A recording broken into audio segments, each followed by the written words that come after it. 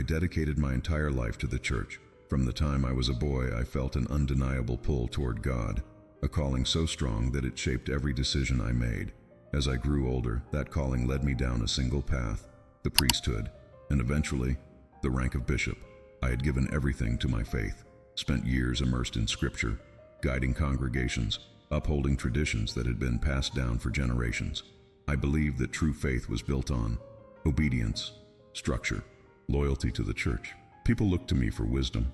They hung on my words, sought my counsel, trusted me as a spiritual leader. Every Sunday I stood before my congregation, delivering sermons, leading prayers, performing sacred rituals that had been practiced for centuries. I taught them to follow God's commandments, to honor the teachings of the church, to remain steadfast in their devotion. I spoke of righteousness, of the narrow path, of the rewards awaiting the faithful. But behind closed doors, there was something I never admitted to anyone, something that lingered in the quiet moments, in the stillness of the night, when no one was watching. I felt empty. It wasn't constant, and it wasn't something I could easily explain. But there were nights when I sat alone in my office, staring at my Bible, wondering why I didn't feel the presence of God, the way I preached about it to others. I had spent decades teaching people how to follow God, but deep inside, I questioned whether I had ever truly known Him. I told myself it was just exhaustion, that even the most devoted men of faith could feel worn down, that my position came with burdens, and this was simply part of the weight I had to carry. But the doubt never left me.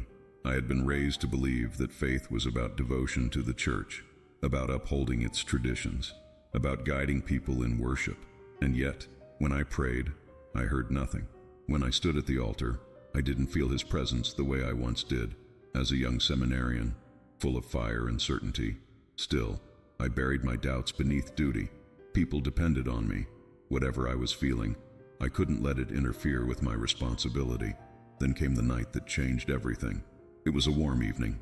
I had just finished a long day of meetings, overseeing church affairs, preparing for the upcoming service, fulfilling my role as I always had. I sat in my office, exhausted, flipping through the pages of my Bible, not really reading, just going through the motions, the same routine I had repeated for years. I decided to pray, but before I could even begin, a sudden searing pain shot through my chest. I gasped, gripping the edge of my desk. The pain was unlike anything I had ever felt, sharp, crushing, a weight pressing down on my chest, radiating through my arm. I tried to take a breath, but it felt like my lungs had been locked shut. Panic surged through me. Something was terribly wrong. My vision blurred. My limbs went weak. I stumbled forward, trying to call for help, but the words wouldn't come out. My knees buckled, and then I collapsed. My heart pounded violently. I could hear distant voices, faint, distorted shouts. Someone had found me. Footsteps rushed toward me, urgent, hurried, but their voices were growing fainter. My body felt heavier. The room around me dimmed. Then suddenly, everything went silent. And just like that, I was gone. I never expected to die that night. One moment I was collapsing onto the floor, my body failing me. The next, everything was still. The pain was gone. The noise had faded. And for a brief moment, there was nothing but silence. Then I saw something that sent a chill down my spine. I was looking down at my own body. I hovered above the room, detached, watching everything unfold as if I were an outsider. I saw my body sprawled out on the floor, motionless, lifeless. My arms had fallen at unnatural angles. My chest was still. The expression on my face was frozen in shock, empty. Then the door burst open. 2 people rushed in, members of the clergy, people I had known for years. I recognized them immediately. They were shouting, one calling for an ambulance, the other kneeling beside me, shaking my shoulder, trying to wake me up. But I wasn't there anymore. I should have felt panic, fear, something. But instead, all I felt was emptiness. It was as if I had been stripped of everything, my thoughts, my emotions, my very sense of self. I wanted to speak, to tell them I was still here, but no words came out. I had no voice. Then the paramedics arrived. I watched as they rushed in, placing equipment around me, checking for a pulse. One of them shouted something my heart had stopped. I saw the defibrillator placed on my chest. Clear! A jolt of electricity surged through my lifeless body. My limbs jerked slightly, but I remained still. Again, another shock. Still nothing. I watched it all unfold, yet I felt nothing. There was no connection between me and the body they were trying to revive.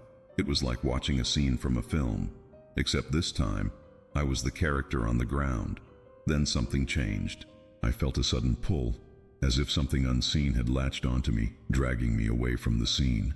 The room around me stretched, distorted, began fading into the distance. A cold emptiness wrapped around me, and for the first time since I had left my body, I felt something real, fear. I had always believed that when death came, there would be peace. As a bishop, I had spoken of eternal rest, of the comfort awaiting the faithful. But in this moment, there was no peace, no comfort, no rest, only darkness. At first, it was just a faint shadow at the edges of my vision, creeping in like a slow-moving fog. But the more I drifted, the more it grew. It thickened, pressing against me, swallowing the last remnants of light. I was alone. I tried to move, but there was nowhere to go.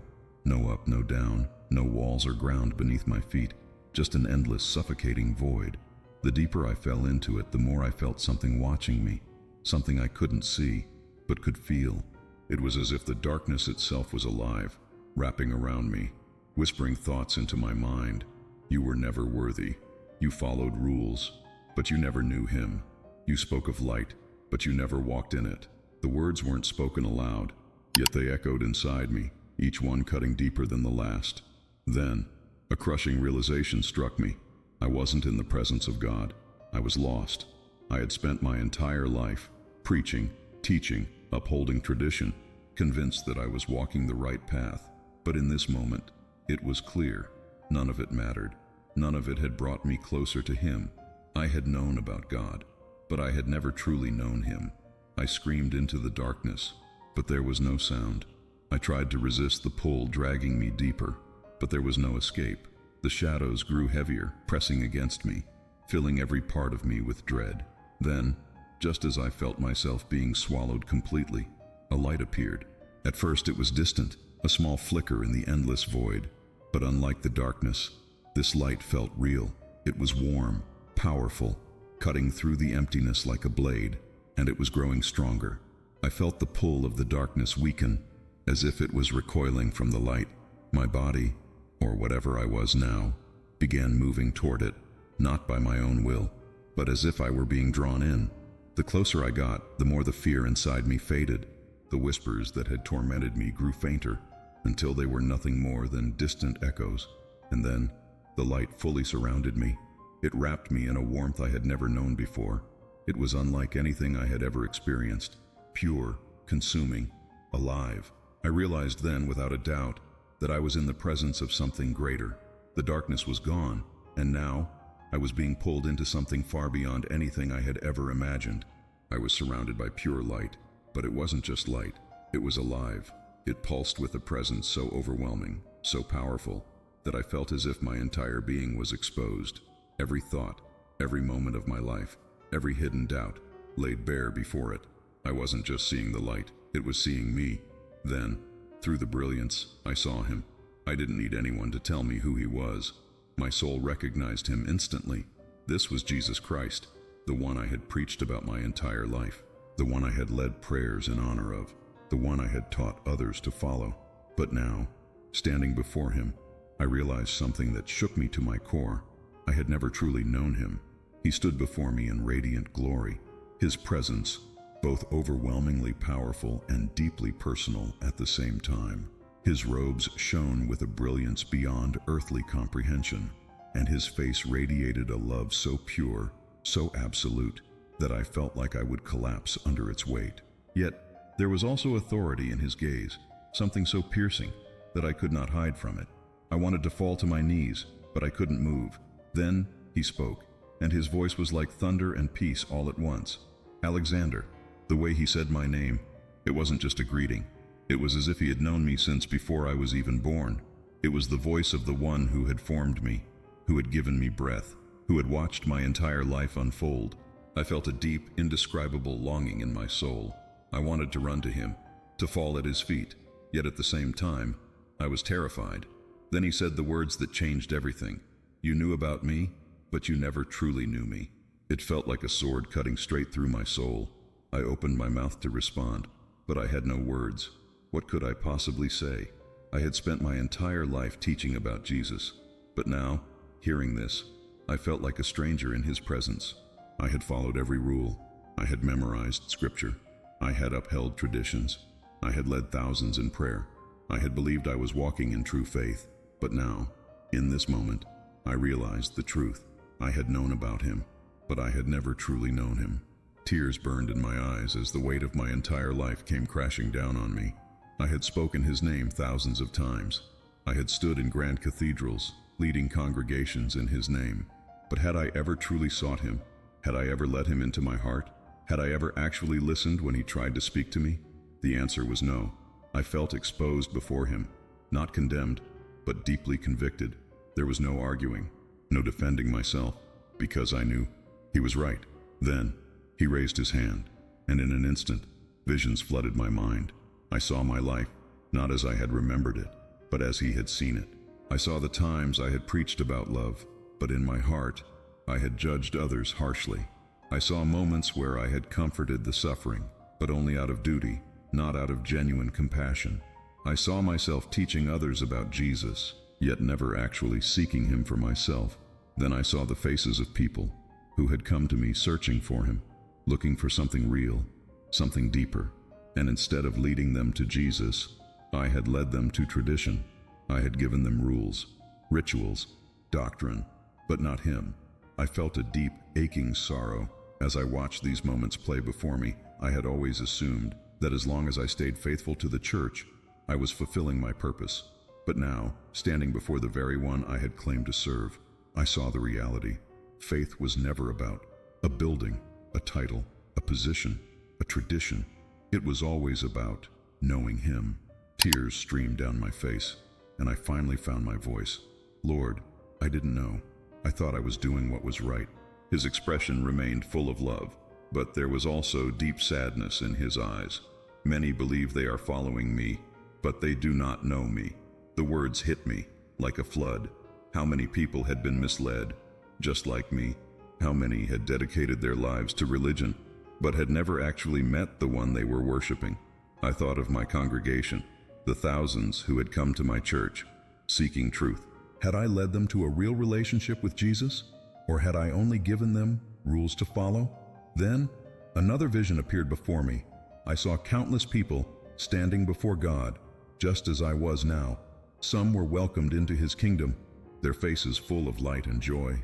But others were turned away.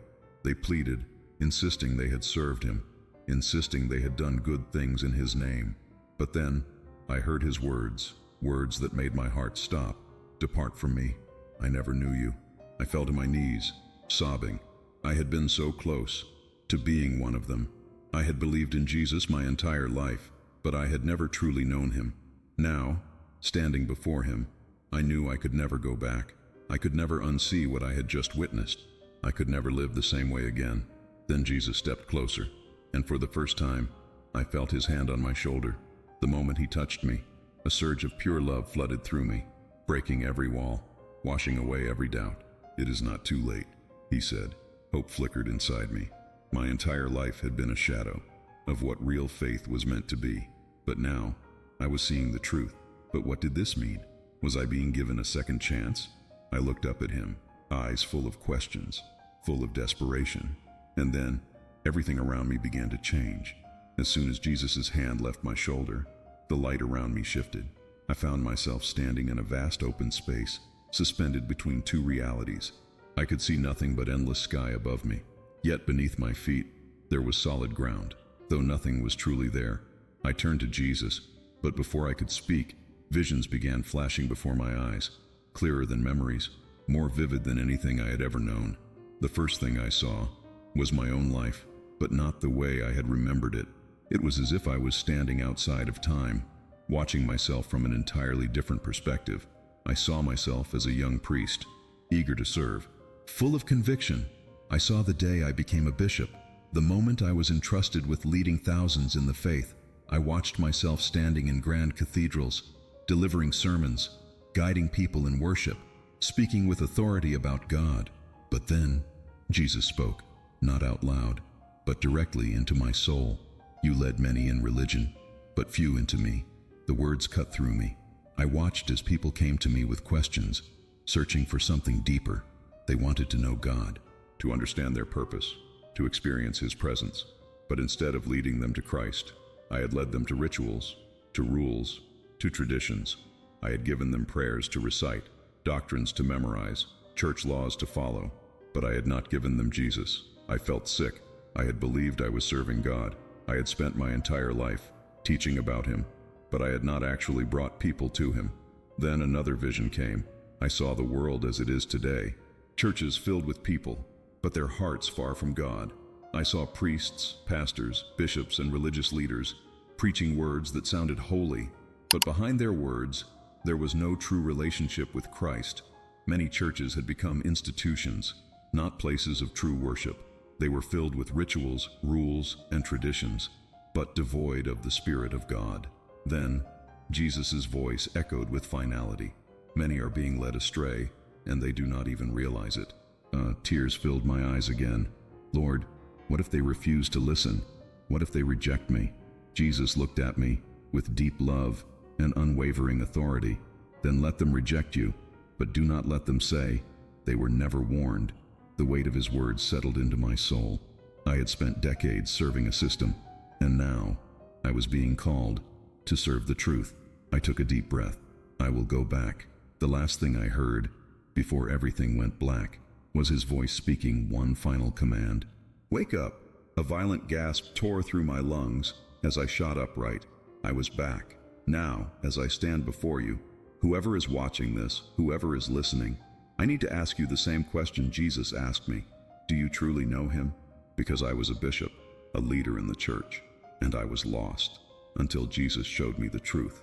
One day you will stand before Him, and when you do, will He say, "Well done, good and faithful servant," or will He say, "Depart from me, I never knew you"? This is your wake-up call. Seek Him now, before it's too late.